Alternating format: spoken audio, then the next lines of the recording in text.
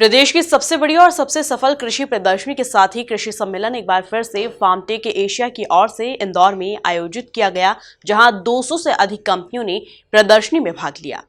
कृषि महाविद्यालय में आयोजित अंतर्राष्ट्रीय कृषि प्रदर्शनी के चतुर्थ संस्करण का शुभारंभ कृषि मंत्री कमल पटेल ने किया। इस दौरान विधायक आकाश विजयवर्गीय समेत तमाम जनप्रतिनिधि और अधिकारी मौजूद रहे।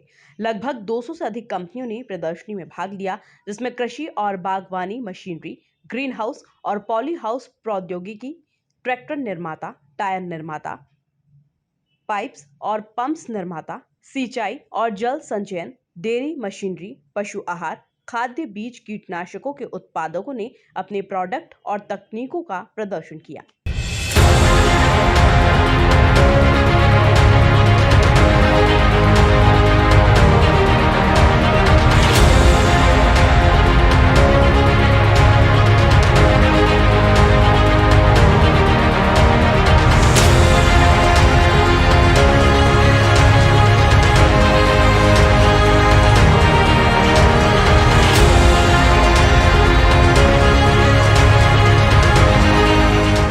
मीडिया से बातचीत करते हुए कृषि मंत्री कमल पटेल ने कहा कि किसानों के लिए नई तकनीक का प्रदर्शन यहां होगा, जिसमें देश और विदेश से कंपनियां आई है।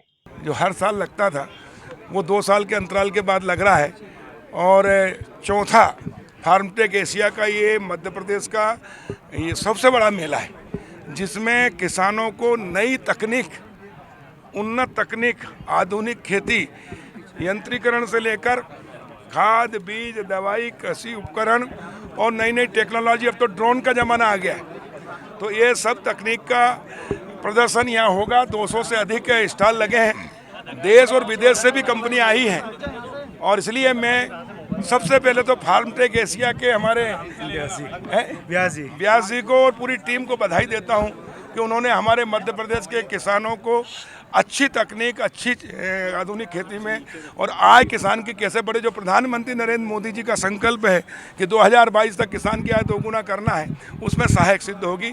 और हमारे किसान पूरे प्रदेश से हजारों की, लाखों की संख्या में आकर यहाँ नई नई तकनीक सीखेंगे और अपने खेतों में उसका प्रयोग करके अपनी आय बढ़ाएंगे। कृषि मंत्री कमल पटेल ने कहा कि प्रधानमंत्री नरेंद्र मोदी के नेतृत्व में हम प्राकृतिक खेती की ओर अग्रसर हो रहे हैं। प्राकृतिक खेती की ओर अग्रसर हो रहे हैं क्योंकि पेस्टिसाइड का अत्यधिक उपयोग और रासायनिक खाद का अत्यधिक उपयोग से हमारी मिट्टी जहरीली हो रही है, मिट्टी अनुपजाऊ हो रही है और जो अनाज पैदा हो रहा है वो भी जहरीला हो रहा है और इसलिए बीमारियां भी हो रही हैं। तो हम अपनी प्राकृतिक खेती और गौवंश आधारित खेती, गोबर से खाद और गौमूत्र से दवाइयाँ, वनस्पति से दवाइयाँ बनाकर लागत भी कम हो, उपज भी अच्छी और जो उपज हो वो स्वस्थ। और आज कोरोना के बाद पूरी दुनिया में प्राकृतिक और जैविक उत्पाद की यानी खाद्यान्न की आवश्यकता, सब्जियों की और अन्न की, और इसलिए भारत के पास एक अवसर आया है। और प्रधानमंत्री जी हमेशा कहते हैं कि कोई भी संकट आता है उसको चुनौती में स्वीकार करो और चुनौती के रूप में स्वीकार करके उसको अवसर में बदलो। तो ये भारत के लिए अवसर है कि हम ऐसे समय प्राकृतिक खेती करके पूरी दुनिया में निर्यात कर सकते हैं हमारे किसानों के उत्पाद का, ताकि किसान की आय 2 गुना और 4 गुना और अधिक, और भारत विदेशी पूंजी कमाकर सोने की चिड़िया बने। सर, डेयरी और फूड प्रोसेसिंग के जरिए किसानों की कैसे मदद की जाएगी आय बढ़ाने में? नहीं, डेयरी के लिए भी अभी भारत सरकार ने एक नई स्कीम बनाई है। अगर किसान 4 करोड़ की डेयरी लगाता है तो 2 करोड़ की उसके ऊपर 50% सब्सिडी है। उसमें 200 गायें देसी नस्ल की रखना पड़ेगी जर्सी की बजाय, और इसलिए ये भी किसान को अवसर है। हम किसान को खेती के साथ साथ लागत उसकी कम आए, उपज अधिक और उसके उचित मूल्य मिले और अच्छे रेट मिले, और इसलिए निर्यात का भी देखिए फ्रांस, रूस और यूक्रेन के युद्ध के कारण भारत को एक अवसर मिला है कि अपना उपज की डिमांड बढ़ी है और गेहूं हम निर्यात कर रहे हैं। हमारे मुख्यमंत्री शिवराज जी ने उसको तत्काल लपका है, दिल्ली जाकर बैठक की। अभी 11 तारीख को यहाँ इंदौर में भी एक बाहर की कंपनियां आ रही जो भारत मध्य प्रदेश से गेहूं खरीदेगी निर्यात।